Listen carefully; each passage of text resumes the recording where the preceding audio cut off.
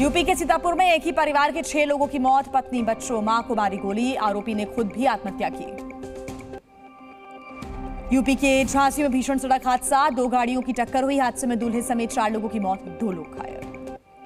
अमृतसर में कूड़े के ढेर में लगी भीषण आग, मौके पर दमकल की कई गाड़ियां मौजूद, आग लगने के कारणों का पता नहीं चल सका। अरविंद केजरीवाल की रिहाई पर जश्न में डूबी आम आदमी पार्टी, तिहाड़ जेल से सीएम के घर तक भव्य स्वागत किया गया, जगह जगह की गई फूलों की बारिश और की गई आतिशबाजी। आज से चुनाव प्रचार की कमान संभालेंगे मुख्यमंत्री केजरीवाल, दक्षिण दिल्ली से आम आदमी पार्टी प्रत्याशी के लिए करेंगे रोड शो, भगवंत मान भी रहेंगे साथ। आज सुबह 11 बजे अरविंद केजरीवाल हनुमान जी के दर्शन करेंगे, 1 बजे आम आदमी पार्टी के दफ्तर में करेंगे प्रेस कॉन्फ्रेंस। जी न्यूज से एक्सक्लूसिव बातचीत में दिल्ली के सीएम अरविंद केजरीवाल का बड़ा बयान, कहा जनता न्याय करेगी, तानाशाह का अंत करेगी जनता। केजरीवाल की जमानत पर बीजेपी का तंज, मनजिंदर सिंह सिरसा ने कहा केजरीवाल कुछ दिन के लिए सिर्फ बाहर आए हैं, फिर जाना पड़ेगा जेल। राउज एवेन्यू कोर्ट में के कविता के खिलाफ ईडी की सप्लीमेंट्री चार्जशीट, बीआरएस नेता को दिल्ली शराब नीति घोटाले में बनाया आरोपी। एआईएमआईएम चीफ असदुद्दीन ओवैसी के छोटे भाई को तोप बताने पर नवनीत राणा का तंज, कहा बहुत जल्द हैदराबाद आती हूं, देखते हैं कौन रोकता है। राम मंदिर को लेकर महाराष्ट्र कांग्रेस प्रदेश अध्यक्ष नाना पटोले का बयान, कहा सरकार आने के बाद हम करेंगे राम मंदिर का शुद्धिकरण। महाराष्ट्र के डिप्टी सीएम देवेंद्र फडणवीस ने कांग्रेस नेता नाना पटोले के बयान पर पलटवार किया, कहा राम को नकारने वालों को ये कहने का कोई हक नहीं है। आचार्य प्रमोद कृष्णम और नागेश्वर राव का कांग्रेस नेता पर प्रहार, कहा मंदिर को लेकर राजनीति नहीं होनी चाहिए, लोगों के मुद्दों की बात होनी चाहिए। चौथे चरण के लिए आज थम जाएगा चुनाव प्रचार, 10 राज्यों की 96 लोकसभा सीटों पर 13 मई को डाले जाएंगे वोट।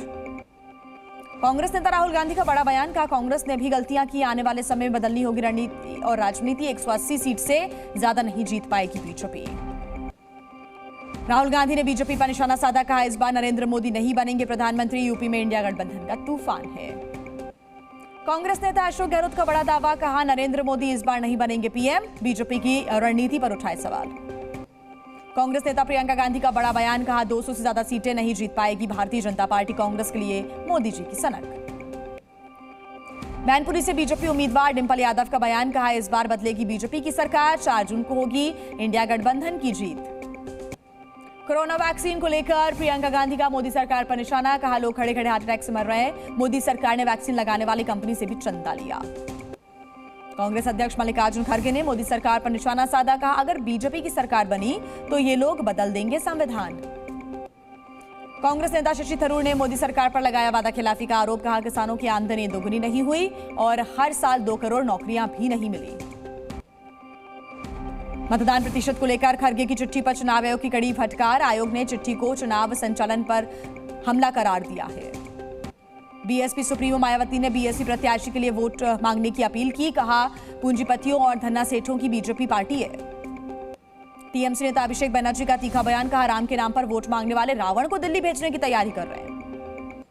विदेश मंत्री एस जयशंकर ने कहा दुनिया में भारी उथल पुथल की आशंका, देश की कमान मजबूत हाथों में होना जरूरी है। जम्मू कश्मीर में चुनावों को लेकर अलर्ट जारी, सुरक्षा के लिए किए गए पुख्ता इंतजाम, चप्पे चप्पे पर रखी जा रही पैनी नजर। बिहार के मुजफ्फरपुर में पाकिस्तानी संगठन से जुड़ा एक युवक गिरफ्तार, सूरत पुलिस ने दबोचा, नुपुर शर्मा और उमेश्वर राणा को दी थी धमकी। दिल्ली में कई जगह पेड़ भी गिरे, तेज हवा के कारण यातायात पर प्रभाव पड़ा है, पेड़ को रास्ते से हटाने का कार्य जारी है। दिल्ली के लाजपत नगर में भी आंधी चली है, आज भी भारी बारिश का अनुमान है। राजधानी दिल्ली में मिली तपती गर्मी से राहत, धूल भरी आंधी के कारण आवाजाही में परेशानी हुई, तापमान में गिरावट दर्ज। यूपी के बागपत जिले में तेज बारिश के साथ गिरे ओले, कई दिनों से हो रही गर्मी से राहत मिली। नोएडा सेक्टर 133 में टला बड़ा हादसा, निर्माण कार्य के दौरान अचानक क्रेन हुई टेढ़ी, आसपास रहने वाले लोग दहशत में आए। दोहा डायमंड लीग में नीरज चोपड़ा गोल्ड मेडल से चूके, चेक गणराज्य के याकूब बादलेच ने जीता गोल्ड, 2 सेंटीमीटर रहा हार जीत का अंतर। कोलकाता नाइट राइडर्स और मुंबई इंडियंस की आज टक्कर होगी, ईडन गार्डन स्टेडियम में शाम 7:30 बजे से मुकाबला शुरू होगा, प्लेइंग 11 में बदलाव संभव है। गुजरात टाइटंस की प्लेऑफ में उम्मीदें कायम है, 35 रन से हारी चेन्नई सुपर किंग्स, मोहित शर्मा को मिले 3 विकेट। गुजरात टाइटंस के लिए शुभमन गिल ने खेली कप्तानी पारी, 55 गेंदों में बनाए 104 रन, साई सुदर्शन ने खेली शतकीय पारी। चेन्नई के लिए तुषार देशपांडे ने 2 विकेट झटके, शार्दुल ठाकुर ने 4 ओवर में दिए 25 रन, आखिरी ओवर में सिमरजीत ने 12 रन दिए। गुजरात ने पहले बल्लेबाजी करते हुए बनाए थे 231 रन। जवाब में 196 रन ही बना सकी चेन्नई सुपर किंग्स। 35 रनों से गंवाया मुकाबला।